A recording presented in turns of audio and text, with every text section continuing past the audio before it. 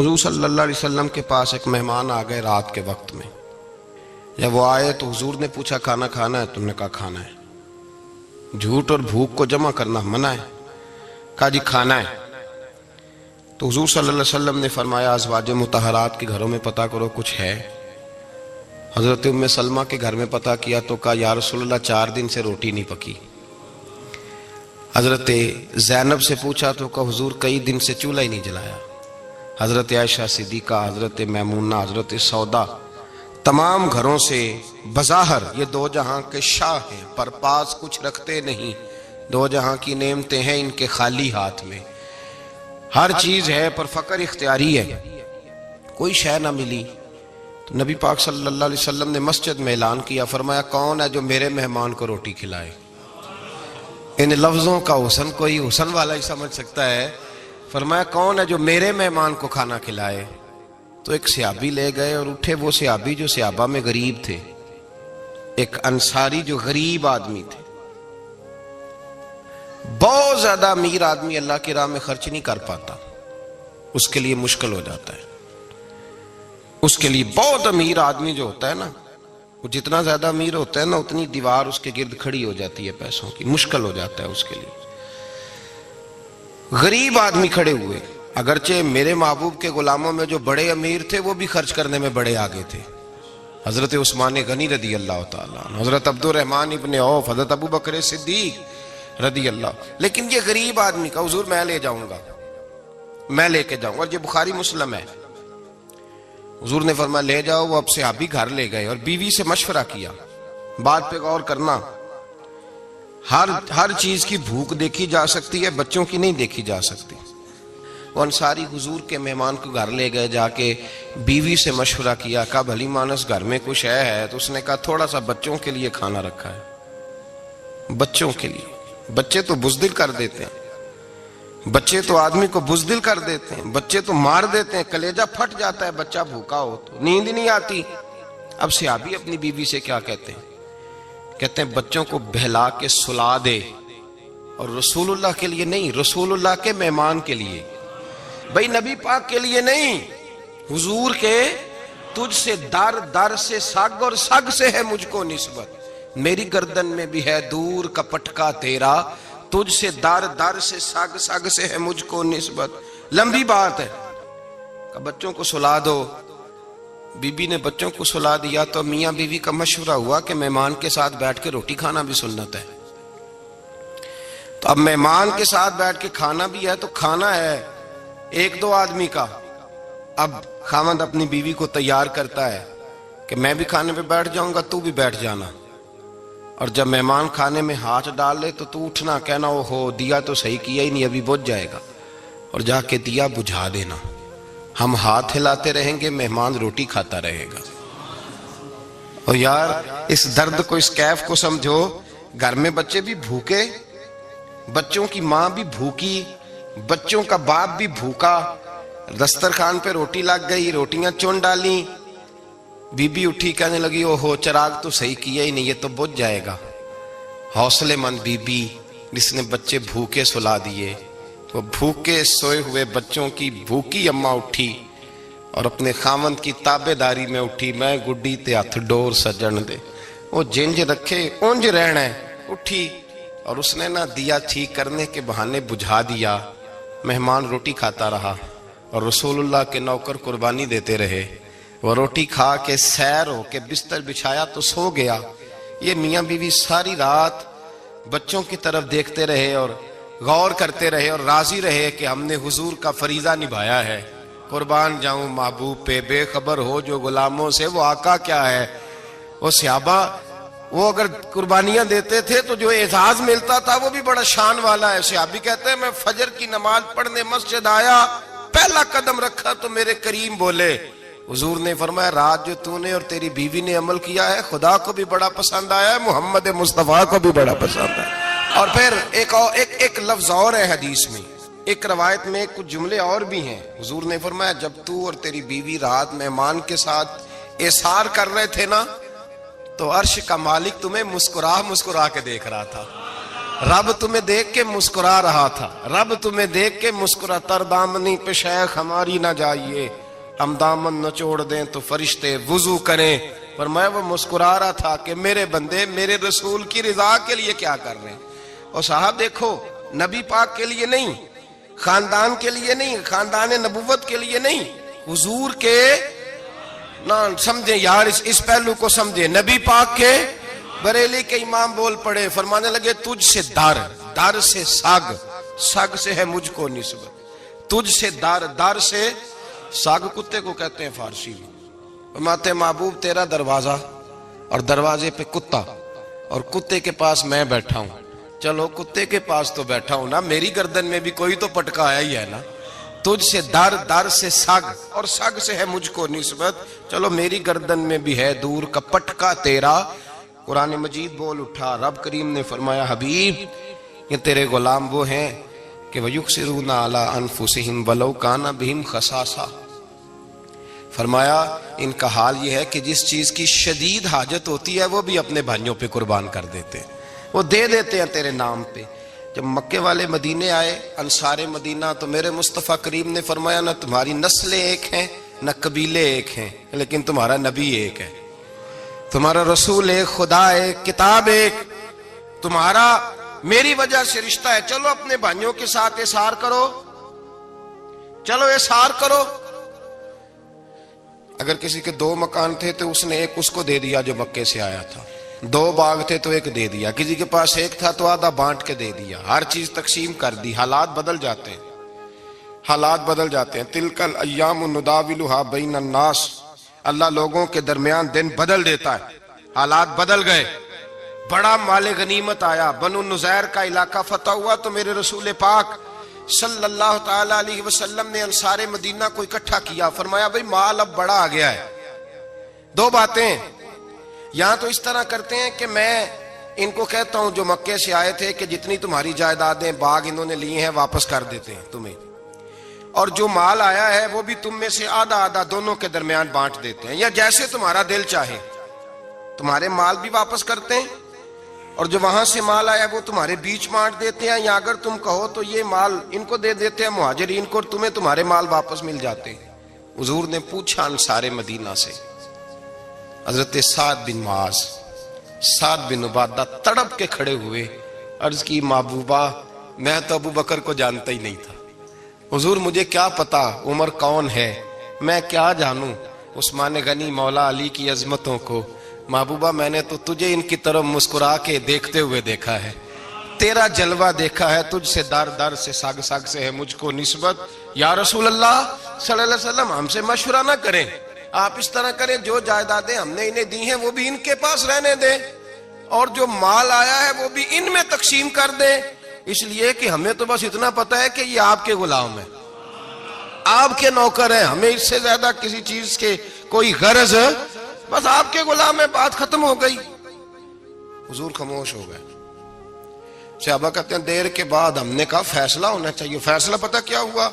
حضور نے ہاتھ اٹھائے، کہا اے اللہ میرے مدینے والوں پہ رحم فرما، اے اللہ میرے انصار پہ رحم فرما، اللہ ان کے جذبے قبول فرما۔ بھائی احسار والی زندگی وہ کیا بات ہوئی کہ میں نے بڑی قربانی دی ہے، تو اور جب تک تو قربانی نہیں دیتا تو قدر والا نہیں ہوتا۔ جو چیز قربانی سے حاصل ہوتی ہے اس کی قدر ہوتی ہے، جو چیز مفت میں آ جاتی ہے اس کی کوئی قدر نہیں ہوتی، کوئی قدر نہیں۔ میں اکثر سوچتا ہوں کہ حضرت خواجہ اجمیری کے خلیفے اجمیر میں بھی تو ہونے چاہیے تھے نا، لیکن ان کے خلیفے اجمیر میں نہیں ہوئے، دلی میں ہوئے۔ تو میں سوچتا ہوں دلی والوں کے خلیفے دلی میں ہونے چاہیے، لیکن دلی میں نہیں ہوئے، پاک پتن میں ہوئے۔ تو پاک پتن والوں کے یہاں ہو جاتے، وہ اس لیے کہ قربانی جو دیتا ہے نا، جو دور سے چل کے آتا ہے وہ قربانی کرتا ہے، قربانی دیتا ہے، اس کو قدر زیادہ ہوتی ہے۔ ہم نے کسی شے کے لیے کبھی قربانی نہیں دی، نہ دین کے لیے، نہ قرآن کے لیے، نہ مسجد کے لیے، نہ شیخ کے لیے، نہ طریقت کے لیے، قربانی تو ہے ہی نہیں۔ تو جو شے مفت ملتی ہے اس کا نہ مزہ آتا ہے نہ قدر ہوتی ہے۔ جو چیز قربانی کر کے لیتے ہو نا، قربانی کر کے، اس کی قدر ہوتی ہے۔ کسی لیے کہا تھا کسی درویش نے، اس نے کہا تھا قدر نبیدہ ایک کی جانن دنیا دار کمینے، قدر نبی دا جانل واگے سو گئے ویچ مدینے. ان سے پوچھو نا، ان سے پوچھو ان حضرات کو کتنی قدر تھی. قربانی اپنی زندگی میں دینا سیکھیں. ایک ہوتی ہے بندے کی ذاتی خواہش، اس کو کچلنا بڑا مشکل ہوتا ہے. قربانی بڑی ضروری چیز کا نام ہے، اور جو قربانی دینا سیکھ جاتا ہے وہ بچ جاتا ہے. کتیا 6 بچے جنم دیتی ہے لیکن قربانی نہیں نہ دیتی بچوں کی، تو ریوڑ نہیں بنتے، اجڑ نہیں بنتے.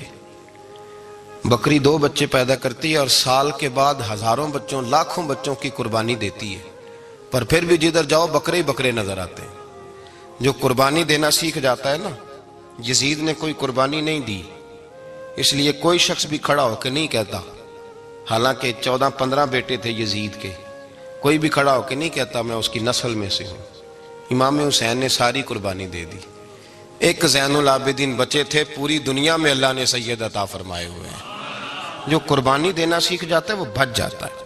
ہم نا قربانی کیا، ہمارے پاس تو اضافی شے ہے وہی دینے کو تیار نہیں. جب آپ تیار ہی نہیں تو سودا ہی نہیں کر، آپ نکلے ہی نہیں میدان میں، تو حاصل کیسے ہو؟ حصول تو تب ہوگا نا جب آپ کوئی انویسٹمنٹ کریں گے. تو آپ انویسٹ ہی نہیں کر رہے تو بھائی آپ نے پودا ہی نہیں لگایا تو پھل کیسے ملے؟ قربانی نہیں دی تو وہ درجہ کیسے ملے؟ اس کے لیے تو قربانی ضروری ہے. اب تمام صحابہ کی زندگی پڑھ لیں، حضرت ابو بکر سے لے کر حضرت بلال تک، یہ سارے قربانی والے ہیں. آپ تمام اولیاء کی صفت پڑھ لیں، حضرت غوث اعظم، جیلانی، داتا علی اجویری، خواجہ معین الدین، یہ سب قربانی والے لوگ ہیں. قربانی دیتے رہے تو بچے ہوئے ہیں. ان کے جو ساتھ تھے وہ بھی قربانیوں والے تھے. قربانی حصہ ہے طریقت کا، قربانی ضروری ہے. اور ہمارے صوفیاء تو کہتے ہیں جس شخص نے تصوف میں آ کے قربانی نہیں دی. بزرگوں کے پاس ایک شخص آیا، غالباً خواجہ نظام الدین محبوب الہی کی بات ہے، میرے ذہن میں نام پورا نہیں سما رہا. تو ایک مرید نے آ کے کہا حضور زکوٰۃ کتنی دینی ہے؟ فرمایا 2.5%. تھوڑی دیر کے بعد حضرت نصیر الدین چراغ دہلوی آ گئے، کہا حضور اللہ کے راستے میں کتنے دینے ہیں؟ فرمایا 50%. ایک ساتھی قریب بیٹھا تھا، اس نے کہا پہلے کے لیے 2.5% کا فتویٰ تھا، اس کو کہہ دیا دے دے. چند منٹ گزرے تو حضرت امیر خسرو بھی آ گئے، کہا حضور زکوٰۃ کتنی دینی ہے؟ فرمایا جو ہے سارا ہی لے آ، تیری 100% ہے. تو وہ ساتھی جو قریب بیٹھے تھے اس نے کہا بابا فتوے علیحدہ علیحدہ ہیں. فرمایا فتویٰ ایک ہی ہے، بندے علیحدہ علیحدہ ہے. فتویٰ ایک ہی ہے، مجھے پتہ ہے کون کتنے دے سکتا ہے. وہ جس کو میں نے 2.5% کہا ہے وہ بھی جا کے حساب کتاب کرے گا، اس نے 2.5 بھی پورا نہیں دینا. فرمایا جس امیر خسرو کو میں نے کہا نا سارا لے آ، اس کا دل کرے گا میں اپنا مکان بھی توڑ کے لے آؤں. میں نے فتویٰ ایک ہے، بندہ دیکھ کے بات کی ہے. بھائی قربانی نہیں ہے، اظہار ہی نہیں ہے، جذبہ ہی نہیں ہے، ہمارا مزاج ہی نہیں ہے. لیکن نا یہ اب ایک تو شریعت کی قربانی ہے نا، یہ تو اس پہ بھی لوگ بڑا سوچیں گے، اس پہ بھی لوگ بڑا سوچیں گے. فتوے پوچھتے پھریں گے کہ جی میرے اوپر تو ابھی میں نے تو 15,500 قرضہ دینا ہے، دوں کہ نہ دوں، کون سی دوں؟ فتوے پوچھیں گے. دینے کی دفعہ فتوے پوچھیں گے اور لینے کی دفعہ چھٹی، جو آتا ہے آنے دو.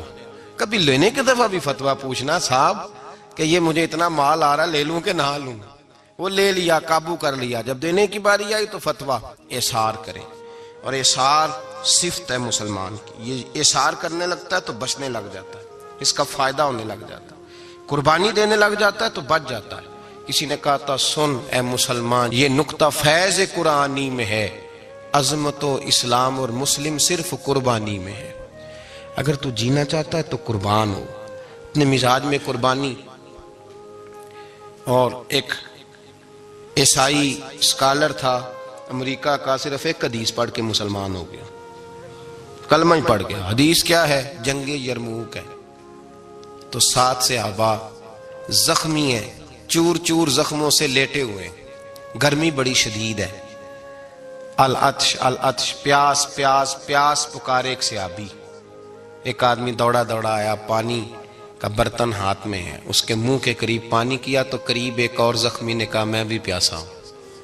زخموں سے چور چور شخص نے، میدان میں پڑے ہوئے آدمی نے کہا یار پہلے اسے پلا دو، وہ زیادہ پیاسا ہے. وہ کہتا ہے میں جب اس کے پاس گیا، اس کو پانی دینے لگا تو ایک آدمی قریب سے اور بولا یار میرے تو زبان پہ زخم ہے، دوڑ کے آؤ، بڑی پیاس ہے۔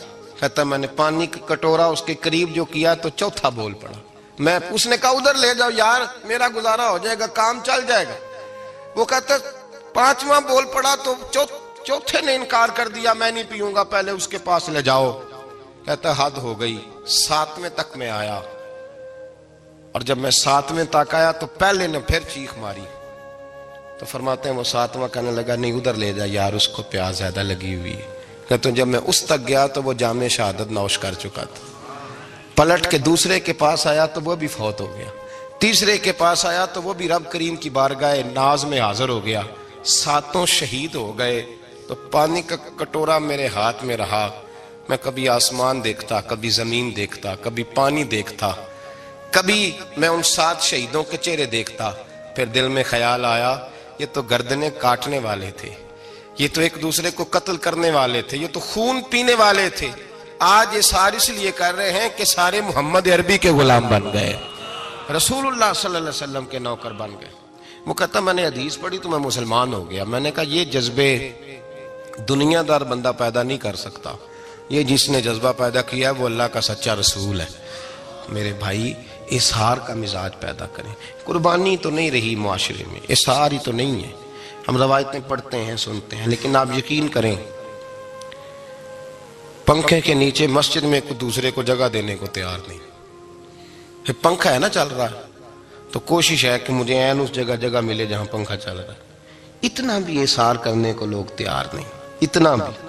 اور درجے بڑے بڑے لینے چاہتے ہیں، بڑے بڑے درجے۔ وہ ہمارے پاس لوگ آتے ہیں، 2-4 لفظ لکھے ہوتے ہیں نا نام کے ساتھ، کوئی علامہ لکھ دیتا ہے، کوئی پیر صاحب لکھ دیتا ہے، تو لوگ بڑی باتیں پوچھ لیتے ہیں۔ کئی دفعہ آ کے پوچھتے ہیں میرا زیارت کرنے کو دل کرتا ہے۔ میں کہتا ہوں یار تو نے آخری سیڑھی پہ پیر رکھ دیا ہے، بالکل آخری پہ۔ دل تو تیرا جس چیز کو کرے گا تو وہ کرنے لگ جائے گا۔ پہلے شروع تو حضرت جنید بغدادی رحمت اللہ تعالی علیہ، وہ دریا کنارے کھڑے تھے تو آپ دریا کے اندر پیر رکھا آگے جانے کے لیے۔ یہ اعلیٰ حضرت نے لکھا ہے واقعہ ملفوظات شریف میں۔ دریا پار کرنے کے لیے پیر رکھا تو ایک شخص کہنے لگا حضور مجھے بھی ساتھ لے لیں۔ آپ نے فرمایا میں دریا پار کروں گا تو اس طرح کرنا، میرا کرتا پکڑ لے اور یا جنید یا جنید کہنا شروع کر دے۔ یا جنید یا جنید، اس پہ فتویٰ بھی لگ جاتا ہے، پر کیا کرے، مسئلہ تو صحیح ہے نا۔ تو پیر میرا پیچھے سے کرتا پکڑ لے اور یا جنید کہہ، وہ کہتا ہے پیر رکھا نا حضرت نے پانی میں تو میں بھی پیچھے۔ تو حضرت جنید بغدادی کیا کہتے ہیں یا رحمان یا اللہ، یا رحمان یا اللہ، وہ خود یہ پڑھ رہے ہیں اور مجھے لگایا یا جنید پہ۔ کہتے ہیں دریا میں وہ بھی چلنے لگے تو میں بھی، یوں لگا جیسے پکے فرش پہ چل رہے ہیں۔ کہتے ہیں تھوڑا سا گزرا تو میں نے کہا بابا خود یا رحمان یا اللہ کہہ رہا ہے اور مجھے یا جنید پہ لگایا ہوا ہے، تو چلو میں بھی یا رحمان یا اللہ پڑھتا ہوں۔ کہتے ہیں میں نے یا رحمان یا اللہ کہا تو میں ڈوبنے لگ گیا، دریا میں ڈوبنے لگا۔ تو حضرت فرمانے لگے تجھے کہا نا یا جنید کہہ، کہتے پھر یا جنید کا تو پھر اوپر آ گیا۔ تھوڑا اور جا کے اب شیطان باز تو آتا نہیں، الذی یوسوس فی صدور الناس، یہ جاتا تو دل تک ہے نا، باز تو آتا نہیں۔ دن میں 36 دفعہ تو مشورہ دیتا ہے کہ سیدھی نماز پڑھو، یہ کس چکر میں لگ گئے، روز تو تقریر کرتا ہے۔ کہتا پھر دل میں وسوس آیا تو پھر میں نے جا کے کہا کہ یہ مجھے خود یا رحمان یا اللہ اور میں یا جنید، پھر میں نے کہا یا رحمان یا اللہ تو پھر ڈوبنے لگا۔ کہتے ہیں بابے نے پکڑ کے نکالا، کہا چپ کر کے یا جنید کہہ اگر پار جانا ہے تو، یا جنید کہہ۔ کہتے کنارہ آ گیا تو میرے دل میں خود ہی تھی، وسوسہ تھا کہ بابا تو یا رحمان یا اللہ کہے تو ترے، میں کہوں تو ڈوبے۔ میرے دل میں وسوسہ تھا۔ اللہ والے ادھار تو رکھتے ہی نہیں نا، جو بات دل میں آتی ہے وہ بیان پہلے کر دیتے ہیں، ادھار تو ہے ہی نہیں ان کے ہاں۔ وہ تو کہتے ہیں تجھے بولنے کی گنجائش ہی نہیں دیں گے، تیرے سوال دل میں ہوگا جواب ہماری زبان پہ ہوگا۔ یہ تو چکر ہی نہیں نا، بالکل کوئی کھاتا ہی نہیں۔ رب کریم کا بندہ تو بات ہی وہ کرتا ہے جو کو دل میں لے کے آتا ہے۔ فرماتے ہیں جیسے ہی میرے دل میں یہ وسوسہ تھا، حضرت جنید بغدادی رحمت اللہ تعالیٰ علیہ باہر نکل گئے تو پلٹ کے میری طرف دیکھا اور مسکرا کے فرمانے لگے بیٹا جنید تک تو پہنچ لے، اللہ تو ابھی بڑی دور ہے، ابھی جنید تک تو پہنچ جا، ابھی تو جنید تک نہیں پہنچا، ابھی تو میرے تک تو پہنچ جا، اللہ تو ابھی بڑی دور ہے، تو ڈائریکٹ ہی وہاں تک جانے لگا ہے۔ شروع تو ہو ابھی، تو یہاں لوگ سیدھا ہی آ کے کہتے ہیں زیارت کرنی ہے۔ مجھے ایک صاحب کہنے لگے جی میں نے ایک پیر صاحب کے بارے میں سنا ہے ان کی بیعت ہوتے ہی بندے کو نبی پاک کا دیدار ہو جاتا ہے۔ میں نے کہا ٹھہر جا ذرا، اس کو بھی کہہ بریک پہ پیر رکھے، بیعت کرتے ہی دیدار ہو جاتا ہے، یہ کوئی لوٹ سیل ہے؟ زندگی گزر جاتی ہے انسان کی، مر جاتا ہے، اور جس کو حضور کا دیدار ہو پھر بچ جائے، پھر قائم رہے، پھر اس کی زندگی نہ بدلے، پھر اس کا دنیا سے کوئی تعلق رہ جائے۔ یہ پوچھ ابو بکر صدیق سے جنہیں دیدار ہوا تھا، جب دیدار ہوا تو یار رہا ہے، باقی کوئی شے بھی نہیں رہی، پھر محبوب رہے اور کچھ بھی نہیں بچتا۔ تو وہ کس طرح کا ہے جو دیدار بھی کراتا ہے اور پھر کہتا جاؤ دکان بھی کھول لو جا کے؟ یہ کیسی بات ہے؟ وہ ایک منزل ہے، وہ اپنی جگہ پہ آ کے آتی ہے، اور یہی بہتر ہے کہ پردوں میں وہ پردہ پوش رہے۔ وہ اگر پردے اٹھا دے تو کسے ہوش رہے، پھر مشکل ہو جاتا ہے معاملہ، مشکل ہو جاتا ہے۔ تو بھائی یاد رکھیں، قربانی دینا سیکھیں، اثار کرنا سیکھیں، اور صفر سے شروع کریں۔ زندگی میں ہم لینے کے چکر میں پڑ جاتے ہیں تو نقصان اٹھاتے ہیں۔ عقل کے گھوڑے کم دوڑائیں، محبت کے ساتھ عمل زیادہ کریں، دماغ کا استعمال کم کریں اور عمل زیادہ کریں، زیادہ عمل کریں، ورنہ شیطان تو نماز بھی نہیں پڑھنے دے گا۔ وہ تو کہے گا کہ جناب چلو ٹھیک ہے اللہ نے معافی کر دینا ہے نا، وہ تو کچھ بھی نہیں کرنے دے گا۔ دماغ کا استعمال کم کریں اور عمل زیادہ کریں، جد و جہد زیادہ کریں، اظہار کریں، قربانی کریں، اپنی زندگی میں کریں، کسی کے لیے کچھ اظہار کریں، کسی کو کچھ دیں۔ یہ جو ہم اولاد کے لیے قربانی دیتے ہیں نا، تو یہ قربانی نہیں ہوتی، یہ لالچ ہوتا ہے، یہ سودا ہے، پتہ ہے آپ کو؟ یہ سودا ہے۔ ہم بچپن میں ان کی خدمت کریں گے، یہ بڑھاپے میں ہماری خدمت کریں گے، تو یہ تو تجارت ہے، یہ کوئی اصول نہیں۔ میرے بچے بڑے ہو گئے تو مجھے خیر صلی اللہ، یہ تجارت ہے بھائی، یہ تجارت ہے، یہ قربانی نہیں، تو تجارت ہے۔ یہ آپ جو کر رہے ہیں یہ تو کمیٹی ڈال رہے ہیں آپ، اور چونکہ نیت یہ ہوتی ہے خدمت کی، تو پھر نصیب والوں کو خدمت ملتی ہے، قسمت والوں کو ملتی ہے۔ ورنہ بچے کہتے ہیں ابا جی ٹھیک ہے آپ نے ہماری خدمت کی تو سارے کرتے ہیں، آپ نے کوئی نوکی تھوڑی کی ہے، چھٹی آپ وہاں بیٹھیں، چائے ملے گی وقت پہ پہنچے گی، لیکن آپ مداخلت نہ کریں کسی چیز کے اندر، تجارت نہ کریں، اظہار کریں، قربانی کریں۔ ہمارے صوفیاء یہ کہتے ہیں اولاد سے بھی توقع نہ کرو خدمت کی، نہ توقع کرو، بس یہ کہو کہ میرا رب مجھے بڑھاپے۔ دیکھیں نا نبی پاک صلی اللہ علیہ وسلم نے دعا مانگی، اے اللہ ارذل العمر ہونے سے بچا، عمر کے اس حصے سے بچا جس میں دوسروں پر انسان بوجھ بن جاتا ہے، دعا مانگ۔ تو یہ لالچ بھی نہ کبھی زندگی میں رکھیں کہ میری فلاں آدمی خدمت کرے گا، یہ لالچ بھی برا ہے، اس پر بھی توجہ نہ کریں۔ اپنی دنیا آپ پیدا کر اگر زندوں میں ہے، سر آدم ہے ضمیر کن فکاں ہے۔